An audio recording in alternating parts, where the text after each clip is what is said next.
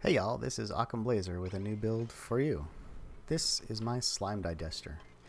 It turns slime into oxygen and clay, and I use it in the mid-game as I'm transitioning away from early oxygen sources like algae or rust. It uses a small amount of refined metal like lead, and requires Mechatronics Engineer or 2 to build over the course of about 10 cycles. It's most useful playing in the vanilla game, and a smaller version works great in the Swamp Asteroid and Space Out. It consumes power, sand, and slime to produce oxygen and clay.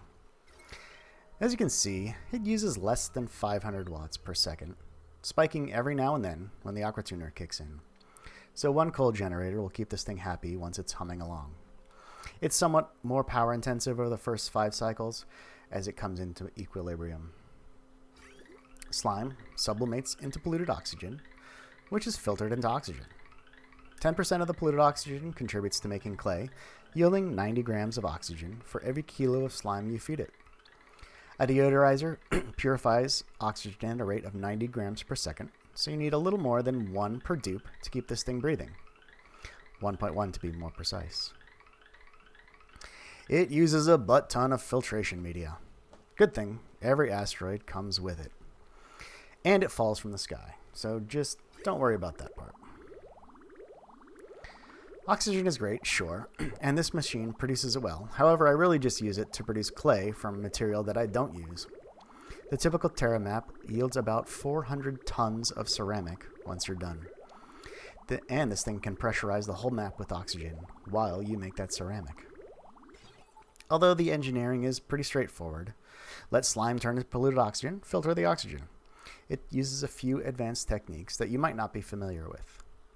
If you understand corner locks, building ranges, bypass pumps, and specific heat magic, you should have all the tools you need to build this for yourself. But I'll go over each of these next.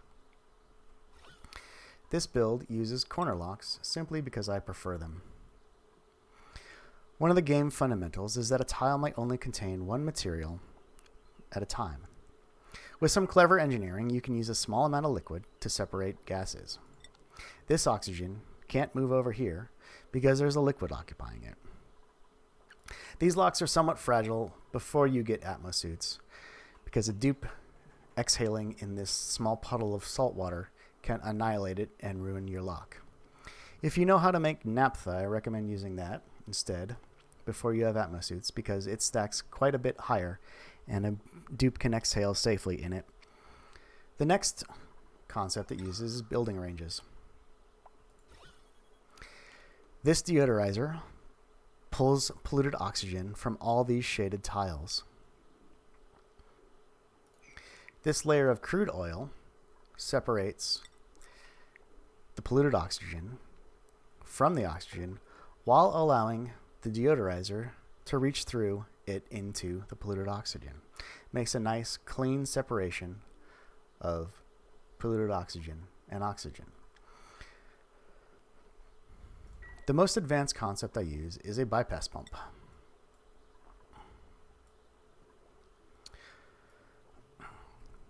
I'll link to Tony's advanced explanation of what's going on here because he goes in depth on the concept and discovery.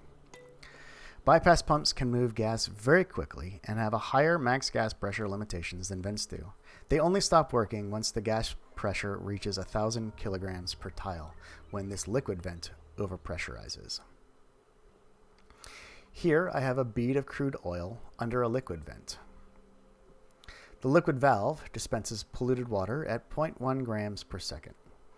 Instead of collecting on top of the crude oil, the polluted water swaps places diagonally with this gas below. So it moves gas from this low pressure chamber to this high pressure chamber without using a pump and very rapidly.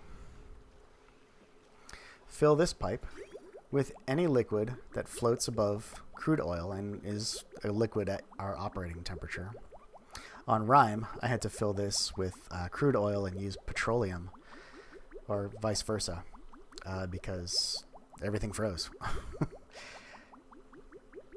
This pipe will last you basically the whole game as long as it takes to filter all the slime on your asteroid. But if you see this chamber down here becoming overpressurized, starting to hit 1,800 grams per tile, then check your pipe, make sure your bypass pump is working.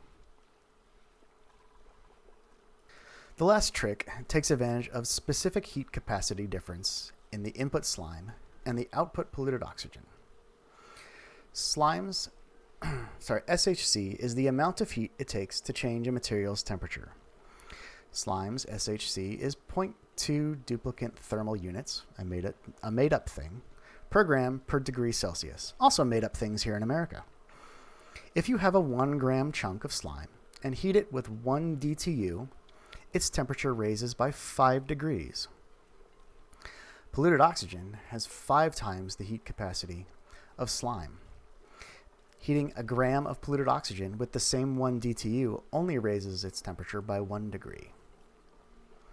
A quirk of the game happens when slime becomes polluted oxygen down here. The physics engine maintains temperature, not actual heat energy.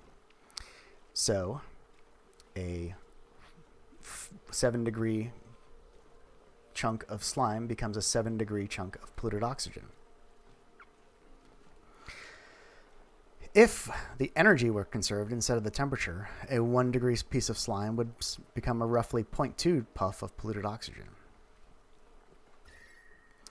So how does that matter?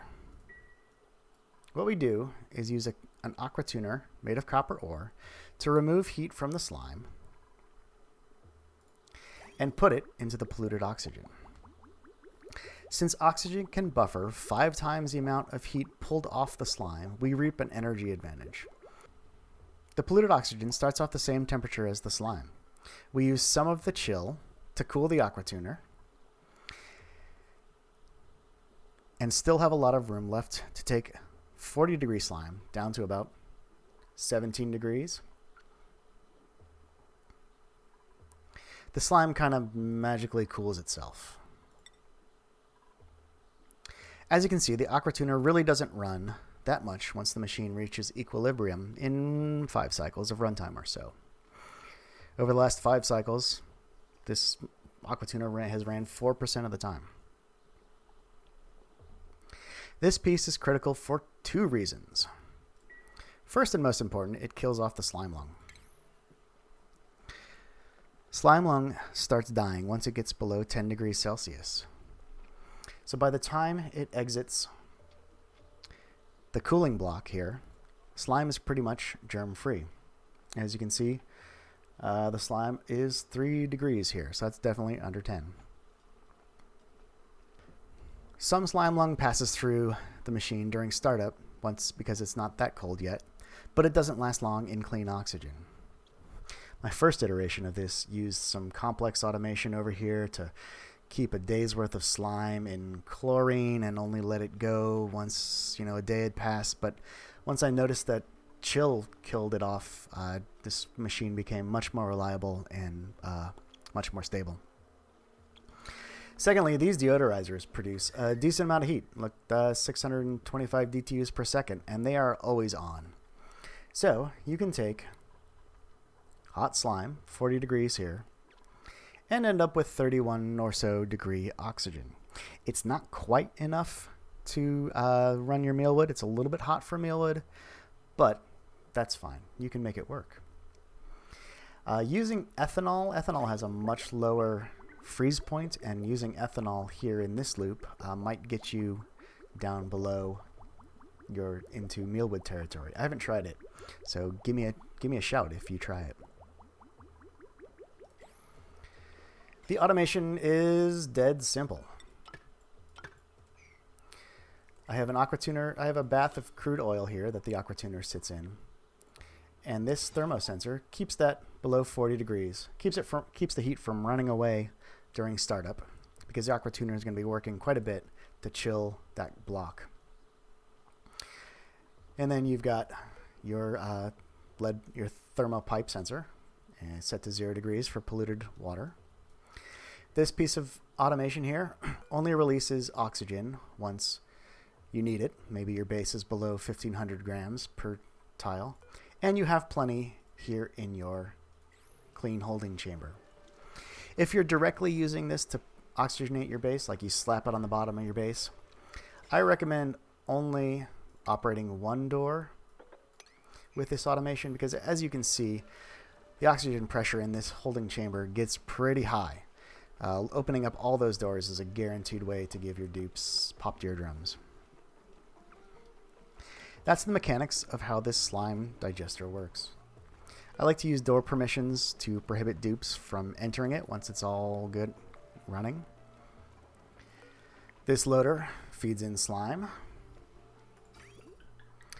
and this loader feeds in your filtration media.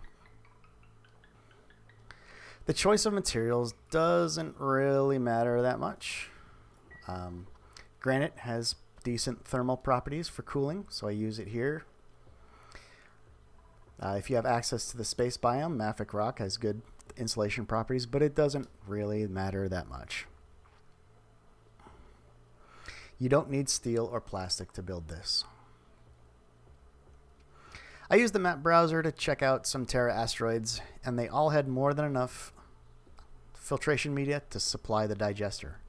A typical asteroid has around 500 tons of slime, and to digest it all, you need 340 tons of sand, and to make that into ceramic, you need 90 tons of coal. So get those hatch wrenches spun up. If you build this, give me a shout in the comments and let me know if you made any improvements to it.